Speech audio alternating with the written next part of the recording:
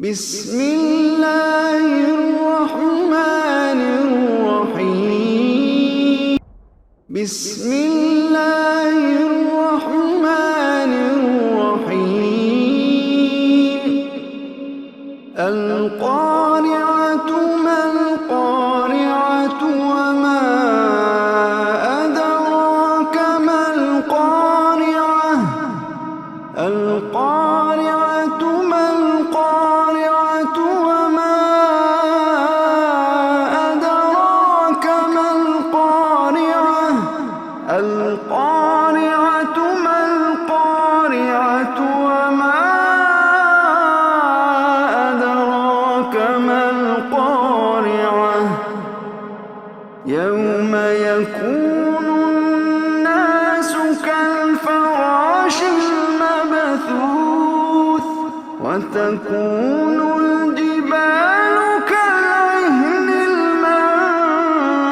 المنفوش فأما من ثقلت موازينه فهو في عيشة راضية وأما من خفت موازينه فأمه هاوية وما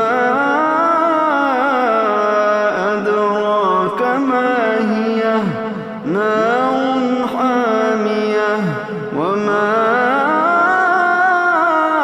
أدراك ما هي نار حامية. Assalamu alaikum wa rahmatullahi wa barakatuhu. Welcome back to another Ramadan special episode for Connect with the Quran. And you're with Najman Sari, and we just heard a beautiful recording of Surah Al-Qari'ah. And I'll just go through the translation with it for you too. But the main thing is, I'm not going to do so much of an explanation of a long detailed thing, but just enough for you to try and go and memorize. From here down, truly, you'll feel so successful if you can memorize these surahs, itemize the ayahs, and what is it saying, what is it reiterating, what is it doing at the end of the surah, and what is the core message. MashaAllah, even though these are very short surahs, but there's like one bullet point, emphasis point where this is what you need to take heed of. I've also said that, often surahs go as pairs. So the beautiful thing is sometimes, and even within a surah of an ayah, Allah talks about things, legislative things, then He zooms out and He gives you a spiritual background. That the whole idea is that you'll be able to do your legislative things, your mundane stuff, everything, if you've got the connection right. If you want, you're going to get lost in the dunya and you're going to be hooked into it. So this shift of seemingly disjointed, we were just talking about this and now we're talking about that.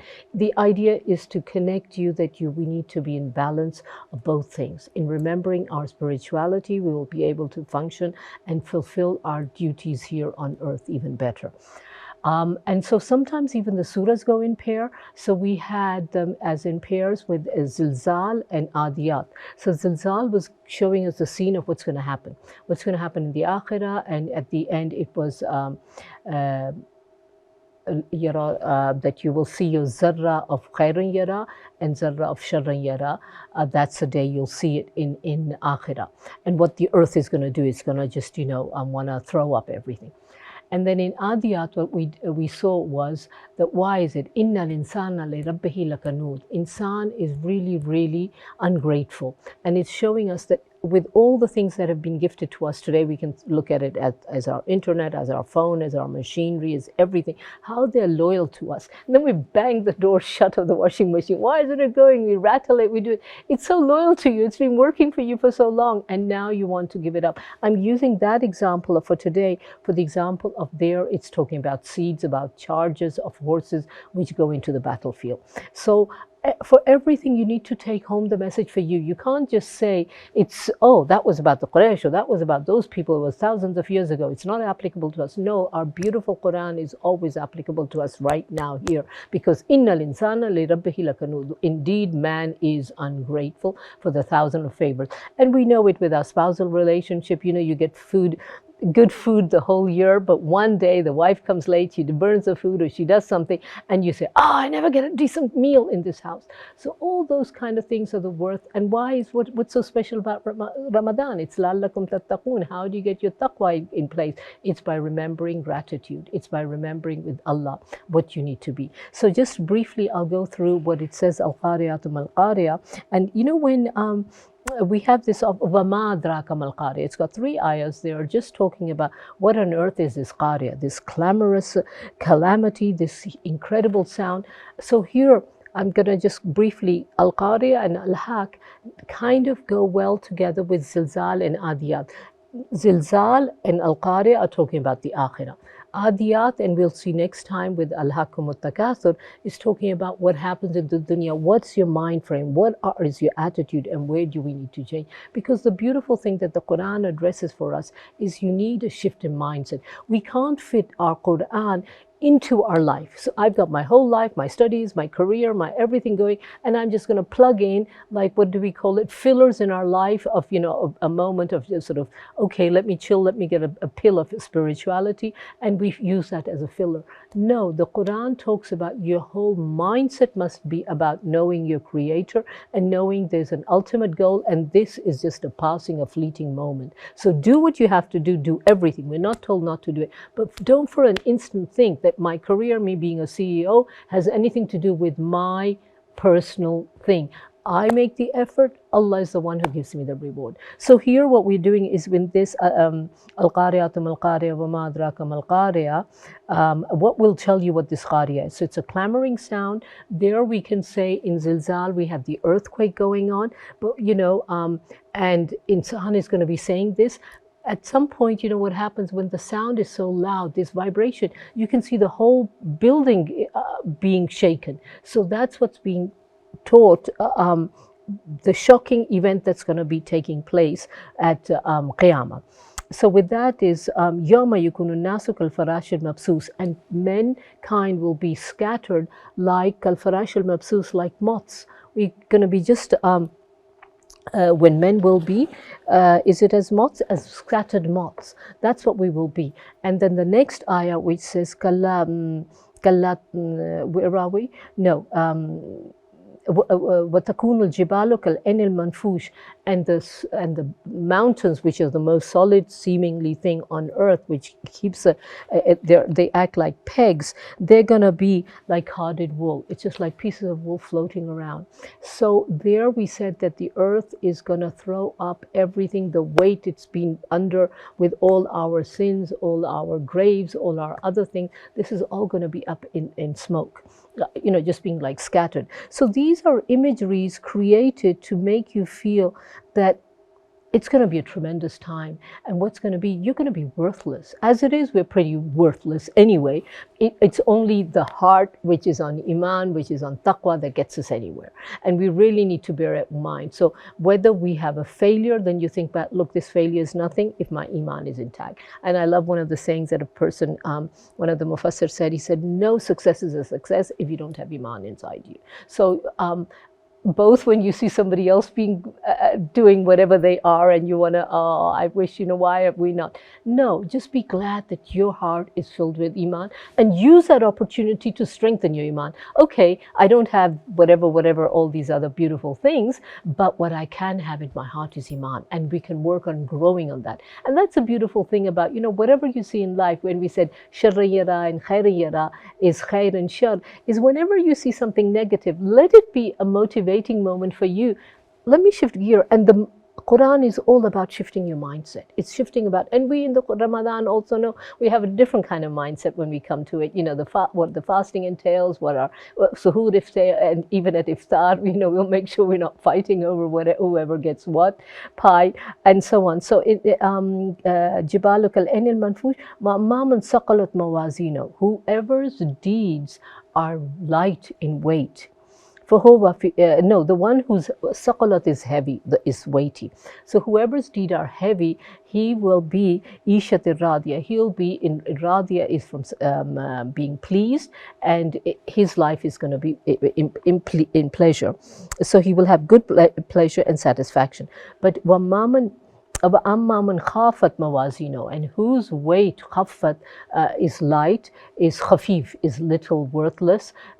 Whoever's weight is worthless on the scale, he will be مَوَازِينُهُ فَأُمُّهُ هَاوِيَةٌ. He's going to have, ummuhu is from the ummi, what's going to embrace him like a mother is the nar, is the fire. So that's what that is given in two ayahs. What we had, فَأَمَّا مَنْ ثَقُلَتْ مَوَازِينُهُ فَهُوَ فِي شِدَّةٍ رَاضِيَةٍ. That's explaining the good guys. And وَأَمَّا مَنْ ثَقُلَتْ مَوَازِينُهُ فَهُوَ فِي عِيشَةٍ فَأُمُّهُ هَاوِيَةٌ.